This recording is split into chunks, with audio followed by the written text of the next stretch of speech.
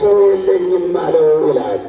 ምዕመናን ሰው የለኝም ማለት ሳይሆን እምነት ጎደለኝ ነው ማለት የሚያስፈልገው። በእግዚአብሔር መንገድ የሚሄድ ሰው እግዚአብሔር ሰው የለኝም ሊል አያስብም።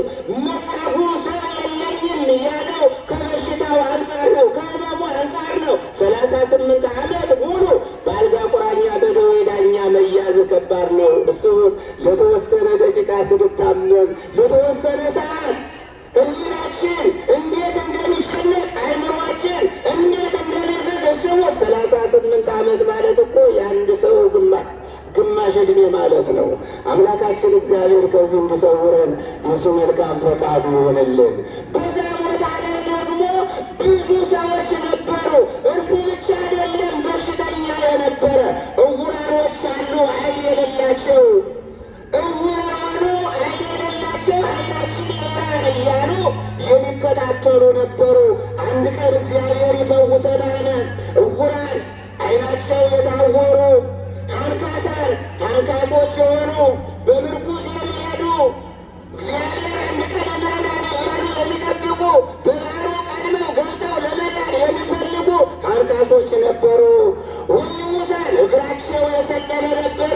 ከሚገርማችሁ ነገር እግራቸው የሰለለ መቆም የማይችል የደረቀ አካል ስሜት የሌለው ደም ዝውውር ያቆመ አካል ነበረ። እነዚህ አይነት ሰዎች አሉ። እንደገናም ደግሞ ከእነዚህ ቀጣይ ውስውሳን እግራቸው የሰለሉ ውስውሳን ለምሶ የሆኑ ደግሞ አሉ።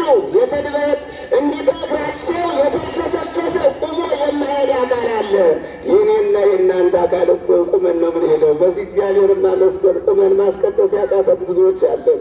እግራቸው ልምሶ የሆነባቸው ቁመው መሄድ ያቃታቸው ሰዎች ግን በቤተ መቅደሱ ቁመው እግዚአብሔርን ይለምኑ ነበር። አንድ ቀን ይምረናል፣ አንድ ቀን ይፈውሰናል፣ አንድ ቀን ያድነናል፣ በዛች በባህሯ ውስጥ አንድ ቀን ገብተን የእግዚአብሔር መልአክ ባናወጣት ባህር ውስጥ እንድናለን እያሉ ያስቡ ነበር። ደግሞ ወጽውሳን ላይ ልምሶ የሆኑ ወጽውሳን ልምሶ የሆኑ ወጽውሳን የተደበለበሉ የተኙ ነበሩ። ወጽውሳን እኒህ ደግሞ እግራቸው የተደበለበለ ያበጠ ልብስ ለመልበስ ሱሪ ለማድረግ የተቸገሩ እነዚህ ሁሉ ነበሩ። በእነዚህ በሽታ የተያዙ በዛ መካከል አሉ። ግን የማሰበት ቢኖር እኒህ እንደምንም ብለው ተንቋቀው ሙሎ ተንቋቀው ከሚፈልጉት ቦታ ይደርሳሉ። መጻጉዕ ግን የዚህ ሀሳብ የለውም ነበረ። ከአልጋው ጋር አብሮ የተጣበቀ ነበረ።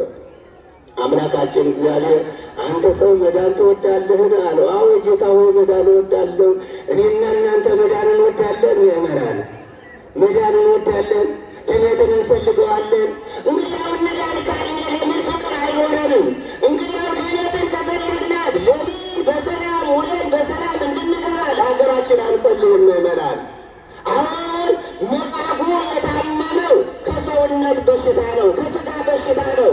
እኔና እናንተ በነፍስ በስጋ የታመምን ስንቶች አለን?